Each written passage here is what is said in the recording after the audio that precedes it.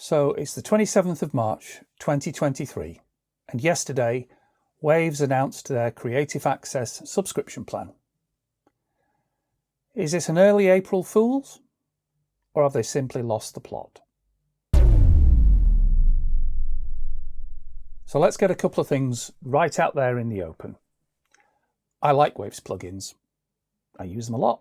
I've got 68. I was surprised to find out when I totted them up. And the other thing is, I don't much mind the Waves update plan. Or I didn't, because it's gone. But while it was there, I didn't mind it. And the reason for that is you pays your money and you takes your choice. When they're not on sale, plugins from manufacturers such as Softube, IK Multimedia, and Slate Digital aren't cheap.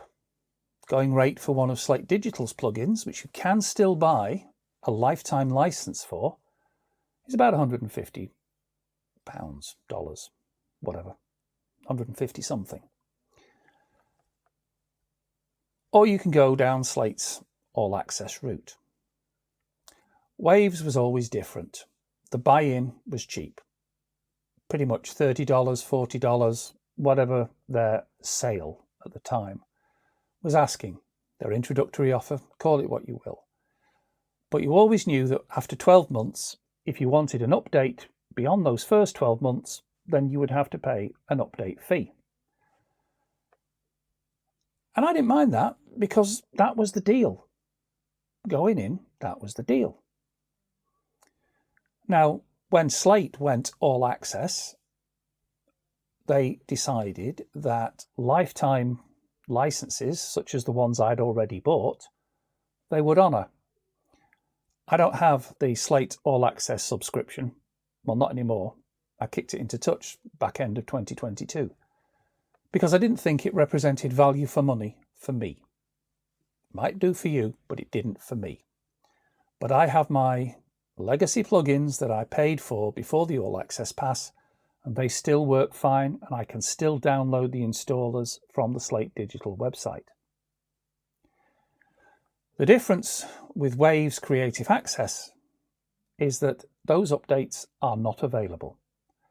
I may have paid for those 68 plugins that I have, but once they move from the current version to a new version, there won't be an update path for me to follow.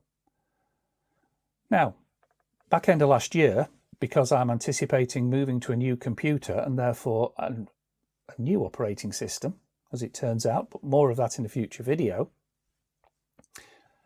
I paid the full price for the Waves update plan. Now that was capped.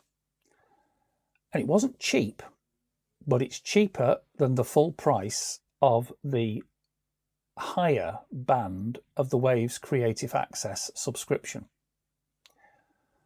The thing with that is that some of those plugins were very old. So I think some of them were version 9 and we're on version 14 now.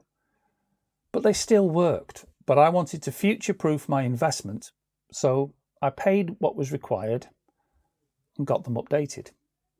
But because some of them were version 9, version 10, they were old. I'd had them for 5 years plus. With this new pricier subscription plan from Waves, it's an annual license. You pay, you get your plugins, but after 12 months you pay again, or your plugins just don't work. And there's no update path, there's no maintaining of the deal. And that's what's annoyed me about the Waves Creative Access. Waves have broken their word. They've reneged on their promise. And that really exasperates me. As I said, I'm fortunate. I upgraded all my plugins so they will work for the balance of this year regardless, and for the foreseeable future, provided things don't go too awry or I don't get an update too far.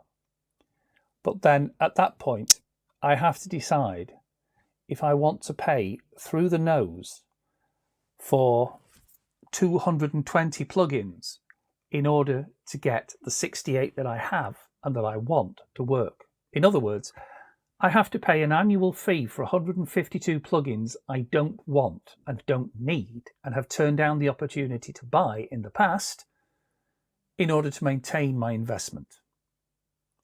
Waves, you've stuck two fingers up at your user base, as far as we call it on this side of the pond. I believe the expression in America is you've flipped your users the bird.